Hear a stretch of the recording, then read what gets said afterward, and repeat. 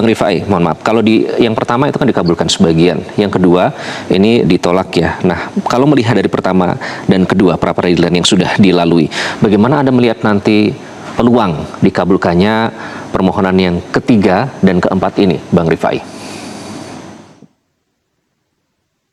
Ya, kalau itu saya kembalikan kepada majelis hakim lah ya. Cuma yang menjadi perhatian, dan ini seharusnya menjadi betul-betul perhatian dalam konteks pembangunan hukum nasional. Ini presiden ini kalau dibiarkan akan diikuti oleh perkara-perkara lain, termasuk perkara-perkara tipikor di seluruh Indonesia ya. Nanti mereka akan melakukan juga mungkin sampai 10-50 kali bisa pra peradilan, jadi sudah keempat ya. Karena nggak ada batasan kan menurut beliau kan. Nanti 10 kali, 20 kali ya, ujung-ujungnya apa? Masa penahanan lepas. Sementara penahanan itu kan dibatasi 2 bulan, tapi gara-gara pra peradilannya saja sudah 1,5 bulan, masuk pokok perkara, terpaksa dilepas. Nah, apakah mau sampai seperti itu kejadiannya? Kebetulan dalam perkara ini tidak ada penahanan, ya, sehingga tengah waktunya mungkin masih lebih fleksibel. Tapi bayangkan untuk perkara-perkara tipikor yang dalam penahanan, akhirnya mereka menggunakan upaya yang sama, melakukan pra-per secara berulang, ya. Ini saja sudah keempat, kita nggak tahu mungkin sampai 10 mungkin Bang Sengaji. Nah, tapi kembali lagi, kalau kita bisa buka pasal 163 ayat 1 J, itu jelas pra-per itu hanya bisa diajukan saat perkara di penyidikan dan penuntutan. Hari ini perkara sudah disidang, juga bisa ajukan pra-per. Ini contoh, tadi kan katanya Bu Tifa juga, perkara di sidang Bu Tifa nih, bukan di penuntutan, bukan di penyidikan. Ternyata masih juga bisa mengajukan pra peradilan. Nah, ini kan kalau sudah begini kan menjadi bagaimana gitu ya. Nah, saya harapkan juga ini harusnya menjadi perhatian baik Mahkamah Agung, DPR, Kejaksaan Agung, Kemenkum, karena mereka ada pihak penyusun KUHP ya, yang ingin mendorong perbaikan KUHP, dan ternyata sekarang ada ekses seperti ini perlu segera diperhatikan ya, dikaji dan dicarikan solusi agar jangan sampai tujuan penegakan hukum ini menjadi tidak tercapai atau mungkin gaduh hanya gara-gara manuver pra peradilan yang menurut saya ini sudah di luar batas ya. Karena kembali lagi loh, di putusan pra-per kedua itu nyata-nyata hakim menyatakan pra-per yang dilakukan secara berlangsung dan terpisah merupakan penyalahgunaan lembaga pra peradilan. Bang Rifai, kalau respon Pak Jokowi sendiri bagaimana, Bang Rifai? Tapi kok pra-per 3, pra-per 4 masih terus diperiksa ya. Dan yang terakhir adalah menjadi pertanyaan buat saya, kenapa kok Pak Roy berulang-ulang pra-per? Apa sebegitu khawatirkah memasuki pokok perkara? Apakah memang tidak memiliki bukti-bukti atas tuduhannya selama ini sehingga sampai begitu khawatir untuk masuk pokok perkara? Ini juga menjadi pertanyaan.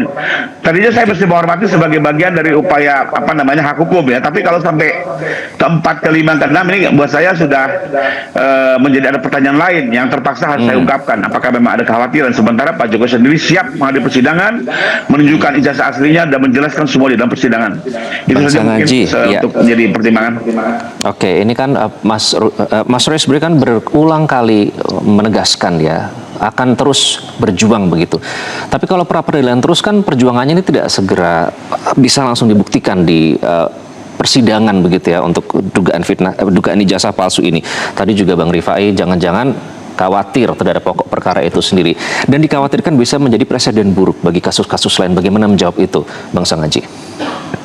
Iya, Bang Iqbal, terima kasih ya. Jadi pertama bahwa pra peradilan itu tidak menghilangkan hak menuntut dari penuntut umum, ya, itu perlu digarisbawahi dulu. Jadi dengan kami mengajukan pra peradilan bukan berarti perkara ini tidak akan dituntut dalam persidangan gitu ya. Itu satu kekeliruan yang selama ini berkembang di media juga di publik, bahwa seolah-olah dengan kami mengajukan pra peradilan ini kami tidak akan masuk ke pokok perkara. Tidak. Pra peradilan, saya tegaskan sekali lagi, tidak menggugurkan hak penuntutan dari jaksa penuntut umum. Itu hal yang pertama. Hal yang kedua adalah lembaga pra peradilan ini adalah lembaga check and balance terhadap proses penegakan hukum. Namanya aja pra peradilan. Artinya sebelum hal-hal yang nantinya disidangkan dalam peradilan yang sebenarnya, maka negara menyediakan lembaga yang disebut dengan lembaga pra peradilan supaya hal-hal yang dinilai secara subjektif loh ya, dinilai secara subjektif itu merugikan hak seorang tersangka, misalnya pencekalan 1 tahun, sementara sudah P21, sudah penyerahan tersangka dan barang bukti. Ini bukan lagi wilayah Polda Metro Jaya, ini sudah wilayah jaksa penuntut umum. Apakah kemudian kita harus membiarkan seorang warga negara dicekal oleh aparat yang sudah tidak punya kewenangan lagi untuk melakukan pencekalan itu atau meminta pencekalan itu, kecuali kejaksaan meminta pencekalan karena dalam rangka penuntutan, sementara penyidikannya sudah selesai? Nah, apakah tidak boleh kita mintakan itu? Loh, negara memberikan hak itu kepada seorang warga negara. Boleh dong kita mencari keadilan. Meskipun statusnya sebagai tersangka, tapi ingat, kita punya asas presumption of innocence. Asas praduga tidak bersalah yang diatur dalam KUHP, yang diatur dalam konvensi internasional, yang juga diakui secara universal oleh negara manapun di dunia ini. Itu hal yang prinsipil. Kemudian, lembaga pra-peradilan ini juga adalah untuk mengkoreksi penangkapan, penahanan, penggeledahan yang dilakukan secara tidak sah. Makanya kemudian dibatalkan. Ya, kami tidak bicara soal pokok perkara, kami bicara soal bagaimana kita menegakkan hukum. Dan lagi-lagi, kalau hukum negara kemudian tidak membatasi permohonan pra-peradilan, ya itulah yang saya bilang, itulah salah satu bentuk reformasi hukum pidana nasional.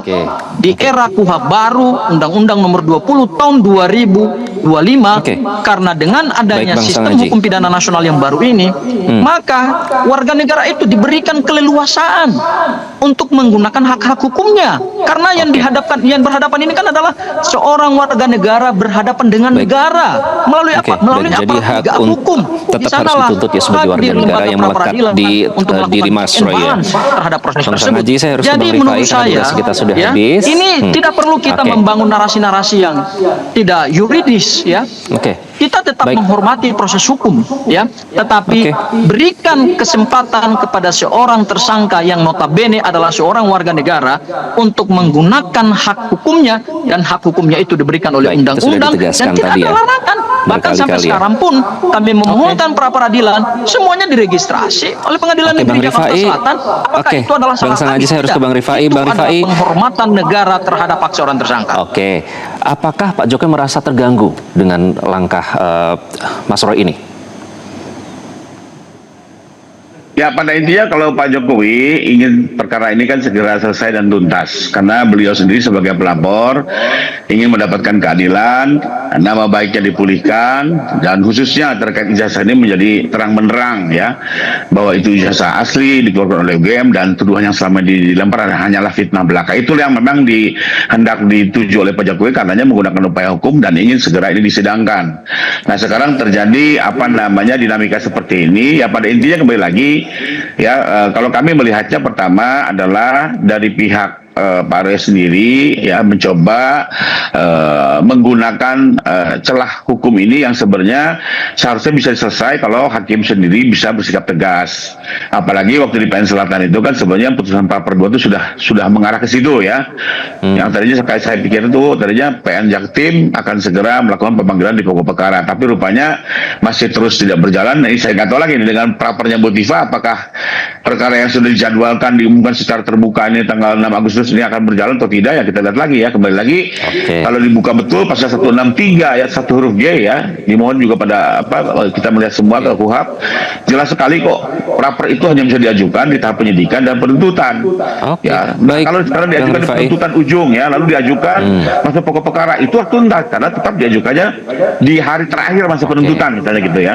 Tapi kalau sudah masuk ke persidangan masih diajukan, kalau buat saya, ya, ini kembali lagi, ya, hakim harus menegakkan maksud KUHP itu, ya. Dan saya pikir nantikan Jumat, ya, kalau begitu Bang Rifai sama Bang Sangaji seperti yang dikatakan oleh dan kita harapkan agar KUHP yang sudah merupakan karya agung ini betul-betul menguatkan lembaga penegak hukum dan bukan sebaliknya. Itu saja. Nanti kita kalau kata Mas Roy Suryo, sampai ketemu Jumat, ya, Bang Sangaji, nanti kita nantikan seperti apa perkembangannya.